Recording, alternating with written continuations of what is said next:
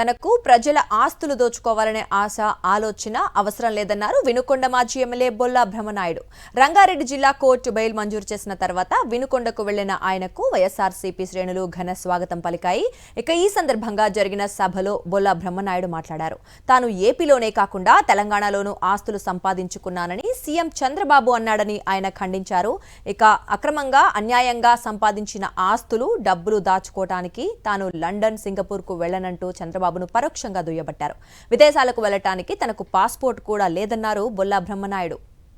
వాళ్ళు బ్రహ్మనాయుడు అనే వ్యక్తి ఎక్కడ దొరకడు, ఎక్కడ తలవంచడు, ఎక్కడ కష్టాన్ని నమ్ముకున్నాడు గాని పరుల ఆస్తి కోసం గాని ప్రభుత్వ ఆస్తుల కోసం గాని ఎక్కడ కూడా బ్రహ్మనాయుడు ఆ వైపు ఉండడు అన్న సంగతి ప్రజలందరికీ తెలుసు. ఆ అనే వాళ్ళకు కూడా తెలుసు. వాళ్ళని నేను ఒక్కటే అడుగుతున్నాను. నా తర్వాత చెప్పారు, చాలా విషయాలు చెప్పారు, ఇంకా చాలా ఉన్నాయని. మీ ప్రభుత్వం వచ్చి 2 సంవత్సరాలైంది. నేను ఎక్కడైనా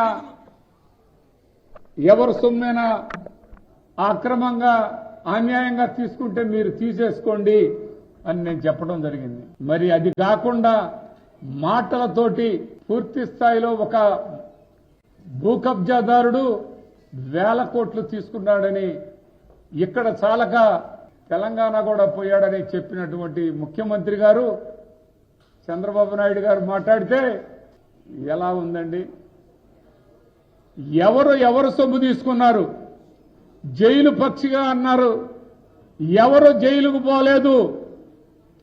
అదే తిరిగి మిమ్మల్ని కూడా మరి మీ పరిస్థితి ఏంటని అడిగితే మీరు సమాధానం చెప్పాల్సిన అవసరం ఉంది. మరి మీరు ఏమి చూసి బ్రహ్మనాయుడు 1000 కోట్లు సంపాదించాడని చెప్పారు? నాకేమన్నా లండన్లో, నేనేమన్నా సింగపూర్లో, నేనేమన్నా అక్కడ పోయేదానికి పాస్పోర్ట్ కూడా లేదు. నాకు అక్కడ పోయేదానికి పాస్పోర్ట్ కూడా లేదు. మీరు రోజు పోతారు, మీరు ఏడైనా దాచిపెట్టుకుంటారు, ఎక్కడైనా సంపాదించుకుంటారు. అలాంటి ఆశ కానీ, అలాంటి ఆలోచన కానీ, అలాంటి అవసరం కానీ ఈ బ్రహ్మనాయుడికి లేదని మరొకసారి సవినీయంగా మీకు తెలియపరుస్తున్నాను.